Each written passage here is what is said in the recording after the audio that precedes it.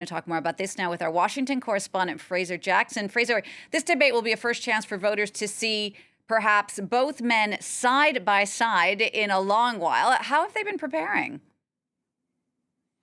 Yeah, and it's the first time they've seen each other for a long while as well. Over 1,300 days since both men have seen each other. That all changes on Thursday at the CNN debate. Joe Biden has been away from D.C. in Camp David, the presidential retreat, hunkering down over his debate prep with his team filling in for the role of Donald Trump, while Donald Trump has decided to take a more laissez-faire approach and has been on the campaign trail over the weekend. He was actually here in D.C. addressing a conservative Christian conference and then headed to Philadelphia to talk to voters there. Now, the debate on Thursday is going to be slightly different to what we've seen in the past. There were some rules put forward by Joe Biden's campaign that Donald Trump's campaign agreed to, which will see no studio audience in the auditorium, which is quite a big thing because Donald Trump, as we've seen at many of his rallies, thrives off of that live audience. The microphones as well are also going to be cut when the men are not speaking, when it's not their turn. That could cut back dramatically on the interruptions that Donald Trump used to make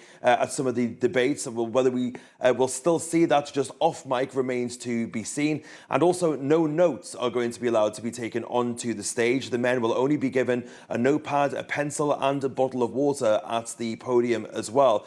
So quite a different kind of approach there. Now, Joe Biden's team will be hoping that he has much more of a State of the Union style performance. After the State of the Union, Joe Biden received a lot of praise for his delivery of quite a long speech. Donald Trump used that State of the Union to attack him in the week since and has accused him of using performance-enhancing drugs to have such a good debate, such a good performance. And he's been amping up that rhetoric in the last few days as well, as have some far-right news channels as well. Of course, all of those allegations unfounded. Joe Biden is going to be trying to ignore all of that noise that is coming out of the Trump campaign camp and will be trying to focus more on the issues and try to get those across to voters. He's trying to set himself apart from Donald Trump on the issues. The main ones being Donald Trump being a threat to democracy. They've, of course, going to be using the fact that Donald Trump is now the only US president to have been found guilty of a crime. They'll be using that to their advantage for sure.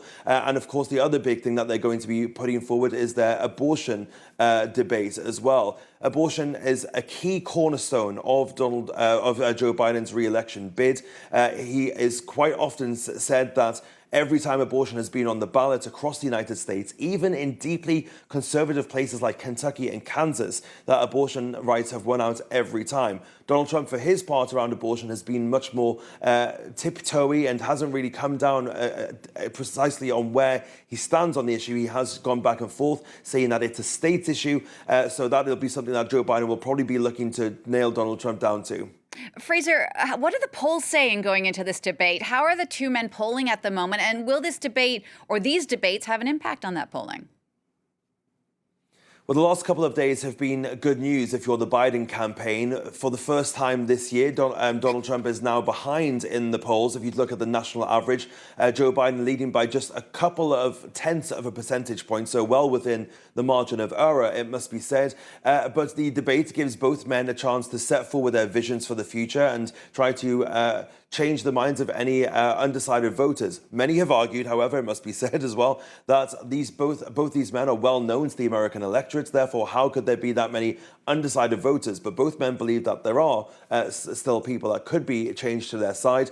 The key thing people will be watching, however, is not just what the men say, but how they say it as well. Age has played a big factor in both of these campaigns. Donald Trump just celebrated his 78th birthday. Joe Biden is 81, and age has been a big thing for Joe Biden as well. So again, his team will be looking to have more of a State of the Union kind of performance where those fears of his age could be assuaged as well.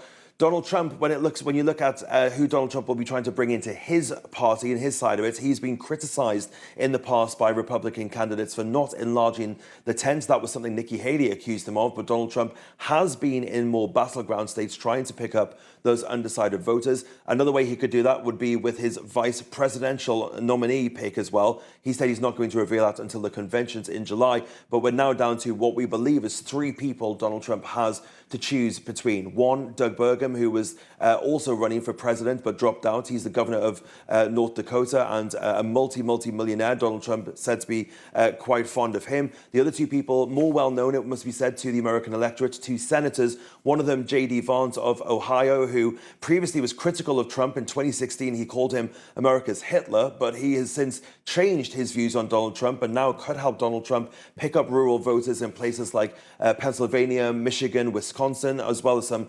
college-educated voters. And then the third person is Marco Rubio, who stood against Donald Trump in 2016 and also was critical of Donald Trump. He was the person who said that Donald Trump had tiny hands, and that became fodder for comedy people like Stephen Colbert and all the late-night shows ever since. But now Marco Rubio could help Donald Trump with those voters who were a bit more hesitant to vote for Trump, could also help with Latino voters as well.